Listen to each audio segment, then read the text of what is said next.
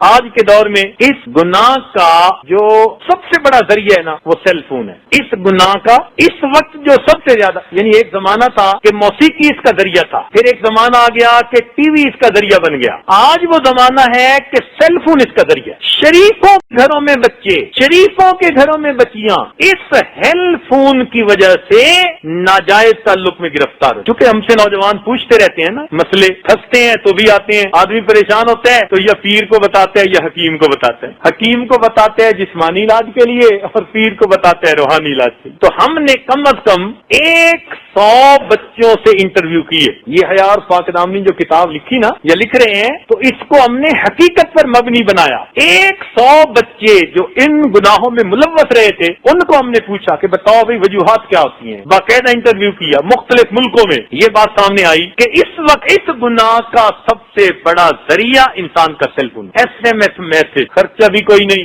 اور bed room میں کمبل کے اندر سے SMS پہنچے ہوئے. ماں باپ کو کیا پتا کہ بیٹا میسج سن رہا ہے یا بیٹی میسج سن رہی ہے. ایک دوسرے کو صبح کے وقت جگاتے ہیں، وہ اس کو جگا رہے ہیں، وہ اس کو جگا رہی، اور اوپر سے سیل فون کی بجائے بیل کے اوپر سے وائبریشن آ گئی. ایک مصیبت کہ اگر ہے بھی صحیح کسی کے پاس تو ساتھ والے کو پتہ نہیں، وہ بس جیسے دل دھڑکتا ہے نا وہ دل ہی دھڑکتا ہے. اور آج کل تو مدرسے میں آنے والے چھوٹے چھوٹے بچوں کے ہاتھ میں سیل فون ہے. ابھی میں ایک ملک سے آیا ہوں تو وہاں ایک عالم کہنے لگے کہ میں نے اپنی کلاس کے بچوں کی اچانک تلاشی لی تو 9 چھوٹے بچوں کے جیبوں سے سیل فون نکلے. اس لیے یہ چھپا ہوا دشمن ہے. آج بہانے بڑے، ابو میں سکول میں ہوتی ہوں تو پھر بتانا پڑتا ہے میں کہاں پہ ہوں، کچھ ہو جاتا ہے، سب بہانے ہیں، سب جھوٹ ہے، مقصد کوئی اور ہوتا ہے. تو کوئی ضرورت نہیں نئے نئے ماڈل کے فون لے کے دینے کی. اور ہمارے سامنے تو ایسے کیس آئے کہ جو بد کردار نوجوان ہوتے ہیں وہ خود سیل فون لے کے اس بچی تک پہنچا دیتے ہیں. ماں باپ کو پتہ ہی نہیں ہوتا کہ سیل فون ہے یا نہیں، اس کے ہاتھ میں پہنچا ہوا ہوتا ہے.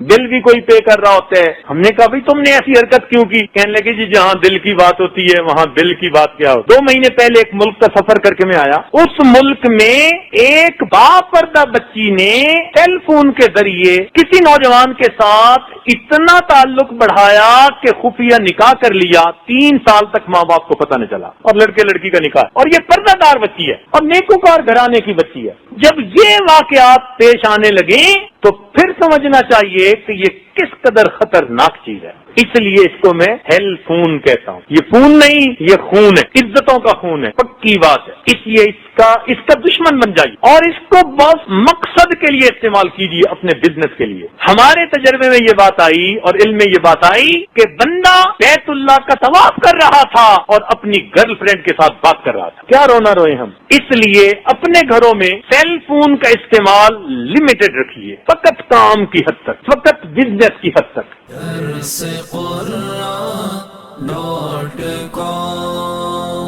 www.darsequran.com